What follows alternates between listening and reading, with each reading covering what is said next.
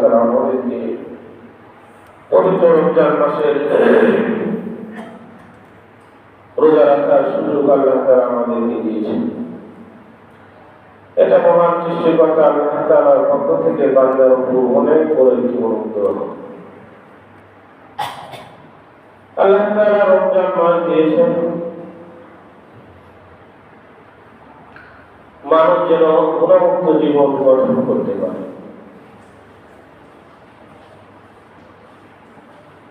কারণ আল্লাহ তাআলা সৃষ্টি করেছেন আমাদেরকে, তো আল্লাহ ভালো করেই জানেন কোন ওষুধ কোন সময় দিলে বান্দা গুনাহ নামক রোগ থেকে মুক্তি পাবে। অনেক সময় দেখবেন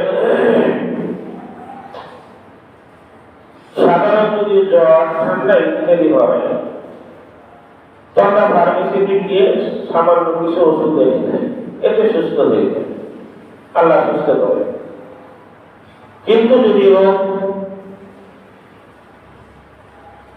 রোগ যদি ভয়ানক হয়, মানে কঠিন হয়, তাহলে অ্যান্টিবায়োটিক প্রয়োগ করতে হয়, তাহলে সেই ভয়ানক রোগ থেকে সে মুক্তি পায়। এর থেকে যদি আরো কঠিন রোগ হয়, তখন তাকে অপারেশন থিয়েটারে নিয়ে যেতে হয়, অপারেশন করতে হয়। তাহলে রোগের তিনটা ক্ষেত্র। সামান্য অসুস্থ হলে সামান্য ওষুধ খেলে আল্লাহ সুস্থ করেন। এর থেকে যদি বেশি হয় অ্যান্টিবায়োটিক প্রয়োগ করতে হয়। এর থেকে যদি বেশি হয় তখন তাকে অপারেশন থিয়েটারে নিয়ে তাকে অপারেশন করে সুস্থ করতে হয়। যেহেতু আমাদের সৃষ্টিকর্তা আল্লাহ তাআলা, সেজন্য বান্দা গুনাহ করবে তা আমরা ভালো করেই জানি। এজন্য সামান্য গুনাহ হলে সামান্য ভালো কাজের দ্বারা আমরা গুনাহ মাফ করে দিই। এরপরে গুনাহ যদি আরো একটু কঠিন হয় তো অ্যান্টিবায়োটিক প্রয়োগ করতে হয়, যেমন 30 রোজা। এর থেকে যদি কঠিন হয় তখন আল্লাহ মারাত্মক একটি মুসিবত দিয়ে তাকে গুনাহ থেকে আল্লাহ তাআলা মুক্ত করে। সেই জন্য আল্লাহ তাআলা আমাদেরকে রমজান মাস দিয়েছে, তো আল্লাহ মুত্তাকিন যেন আমরা মুত্তাকি হতে পারি, গুনাহ থেকে বেঁচে থাকতে পারি। আসলে রোজা বা রমজান সিয়াম আমরা যেটাই বলি, এটা কোনো নতুন কোনো বিষয় নয়। এটা আদি পিতা আদম আলাইহিস সালাম থেকে শুরু করে প্রত্যেক উম্মত, প্রত্যেক নবীকে আল্লাহ তাআলা রোজা সিয়াম দিয়েছিলেন, কিন্তু ধরন ভিন্ন ছিল। কারো বা একটা, কারো বা 10টা, কারো বা 7টা, কারো বা একটি পরপর রোজা ধরন ভিন্ন ছিল।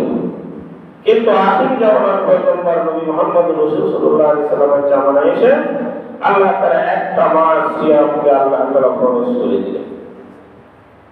আল্লাহ তাআলা বলেন, ইয়া আইয়ুহাল্লাযীনা আমানু কুতিবা আলাইকুমুস সিয়ামু কামা কুতিবা আলাল্লাযীনা মিন ক্বাবলিকুম লাআল্লাকুম তাত্তাকুন। আল্লাহ তাআলা বলেন, হে ঈমানদাররা, আমি তোমাদের উপর রোজা ফরজ করে দিয়েছি, তোমরা ভয় পেও না। আমরা রোজা রাখবো কিভাবে, এত কঠিন, না খেয়ে সারাদিন কেমনে রোজা রাখবো, ভয়ের কোনো কারণ নেই। আমি ইতিপূর্বে সমস্ত নবী এবং মানুষের উপর রোজা ফরজ করে দিয়েছিলাম, তোমাদের উপর হঠাৎ করে নতুন কোনো বিষয় আমি চাপিয়ে দিই। ইতিপূর্বে তোমার বাপ দাদা, তোমার পূর্বপুরুষরাও এই সিয়াম সাধনা করেছিল, হঠাৎ সময় কিছু নেই। এটা নতুন কোনো বিষয় নয়, এটা পুরাতন বিষয়। সমস্ত নবীকে আমি রোজা দিয়েছিলাম, সমস্ত নবীর উম্মতদেরকে আমি রোজা দিয়েছিলাম। সেই ধারাবাহিকতা রক্ষার্থে আমি তোমাদের উপর রোজা দিয়েছি, কিন্তু তাদের রোজার ধরন ভিন্ন ছিল, তাদের প্রতিদানের ধরনও ভিন্ন ছিল, তাদের প্রতিদান ভিন্ন ছিল। কিন্তু আমি তোমাদেরকে একটি মাস রোজা দিয়েছি, তার ধরন ভিন্ন, তার প্রতিদান ভিন্ন। আমি তাদেরকে পূর্বে যাদের রোজা দিয়েছিলাম তারা রোজা পালন করেছে, ফেরেশতারা সব লিখে দিয়েছে। কিন্তু আমি তোমাদেরকে একটি মাস রোজা দিয়েছি, ফেরেশতারা সব লিখবে না। আল্লাহ বলেন মুসলিম শরীফের হাদিসে কুদসিতে আল্লাহ বলেন, আমার আখিরি জামানার নবী মুহাম্মদ রাসূলুল্লাহ উম্মত যখন একটি মাসের রোজা রাখবে, আমি প্রতিদান ফেরেশতার মাধ্যমে দেব না, আমি তার রোজাদার ব্যক্তির প্রতিদান আমি আল্লাহ নিজে হয়ে যাইব।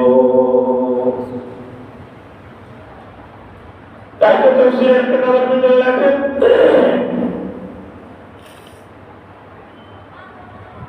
এই সিয়াম এই রোজা এত গুরুত্বপূর্ণ একটি বিষয়। বুখারীতে আছে আল্লাহ রাসূল বলেন যে ব্যক্তি একদিন রোজা রাখবে আল্লাহ তাআলা তার থেকে জাহান্নামকে 500 বছর প্রাচীর দূরে সরিয়ে দিবেন। আল্লাহ বলেন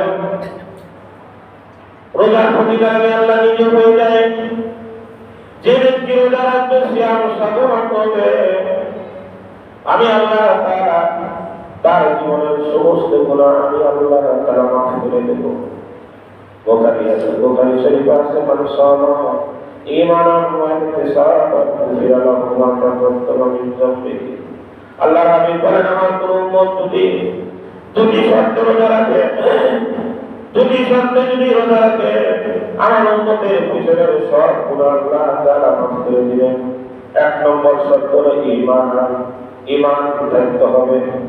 দুই নম্বর ইহতিসাব, দুই নম্বর শর্ত হলো প্রতিদান আল্লাহ দিবেন, পৃথিবীর কোন মানুষের প্রতিদানের আশায় নয়। ঈমান অবস্থায় প্রতিদিনের প্রতিদান, ঈমান অবস্থায় রোজা রাখতে হবে আর প্রতিদান দিবেন আল্লাহ তাআলা। এই দুইটি শর্ত যদি কোনো ব্যক্তি মেনে এরপর রোজা রাখে গুফিরা লাহু মা তাকাদ্দামা মিন যামবিহি। আল্লাহ হাবিব বলেন আল্লাহ আমাকে ওয়াদা দিয়েছেন আমার সেই উম্মতের পিছনের সব গুনাহ আল্লাহ মাফ করে দিবেন।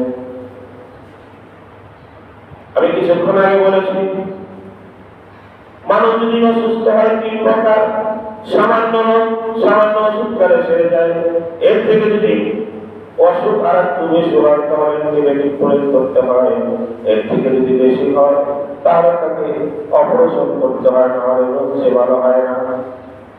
তো সে একটা তাদের ভিতরে রাখুন কোন ব্যক্তি যদি আল্লাহর বন্ধু হতে চায় তাহলে তাকে 3টি পথ অবলম্বন করতে হবে। 3টি পথ ছাড়া বান্দা কখনো আল্লাহর বন্ধু হতে পারে না, আল্লাহর বন্ধু হতে পারে না। আল্লাহ বন্ধুত্ব কখনো সে বুঝতে পারে না।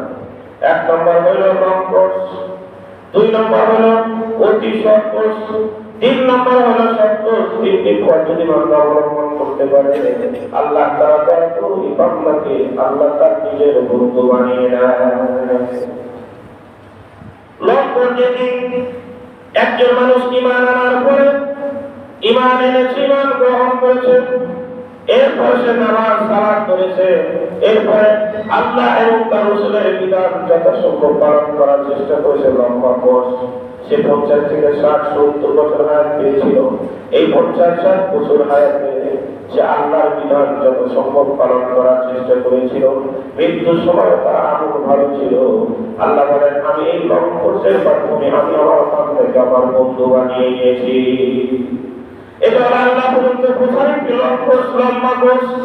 মানুষ যদি 60 বছর হায়াত পায়, এই 60 বছর হায়াতে সে আল্লাহর বিধান যতটুকু পালন করার সে চেষ্টা করেছে, পালন করেছে, মৃত্যুর সময় তার আমল ভালো ছিল, ঈমান ভালো ছিল, আল্লাহ তাকে লম্বা কোর্সের মাধ্যমে আল্লাহ তাকে তার বন্ধু বানিয়ে নেয়। 2 নম্বর হলো অতি শর্ট কোর্স, সেটা হলো হজ। কোন ব্যক্তি যদি হজে যায়, বুখারীতে আছে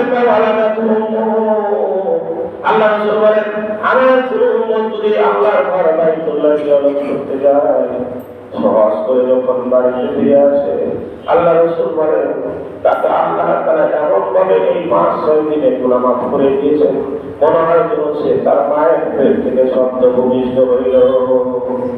এটি হলো অতি শর্ট কোর্স।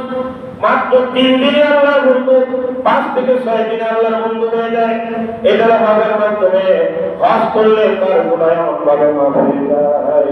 বান্দা যখন হাজরে আসওয়াদ পাথরে চুমো দেয়, আল্লাহ তার জীবনের সব গুনাহ আল্লাহ মাফ করে দেয়।